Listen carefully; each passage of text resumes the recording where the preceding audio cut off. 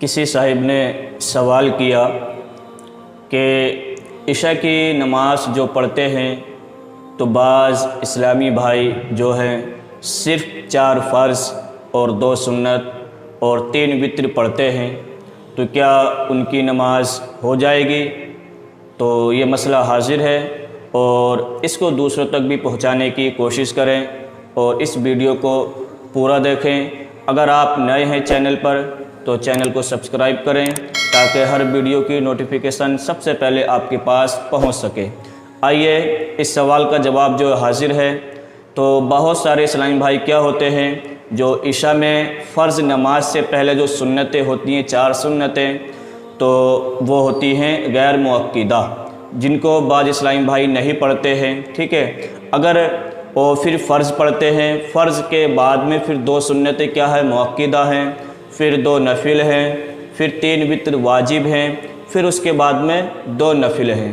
تو بہت سارے اسلامی بھائی کیا کرتے ہیں کہ جو فرض سے پہلے 4 سنتیں غیر مؤکدہ جو ہیں ان کو نہیں پڑھتے ہیں، ٹھیک ہے، ان کو بھی نہیں پڑھتے ہیں۔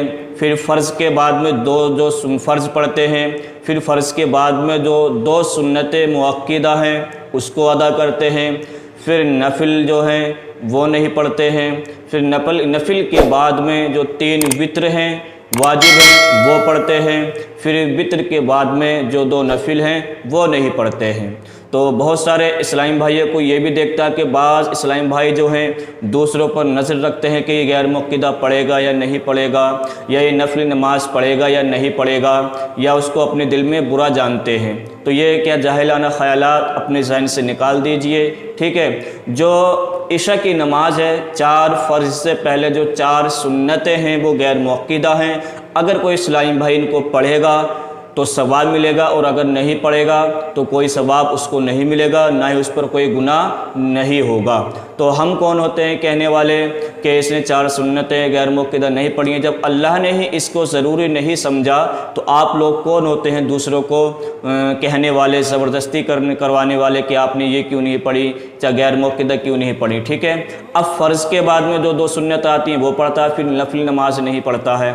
تو نفل نماز اگر پڑھے گا تو ثواب ملے گا، اور نہیں پڑھے گا تو نہ اس پر کوئی گناہ نہیں ہوگا۔ اور وتر کے بعد میں جو 2 نفل پڑھے جاتے ہیں وہ بھی کہتے ہیں پڑھے گا تو ثواب ہے، اور نہیں پڑھے گا تو اس پر کوئی گناہ نہیں ہوگا۔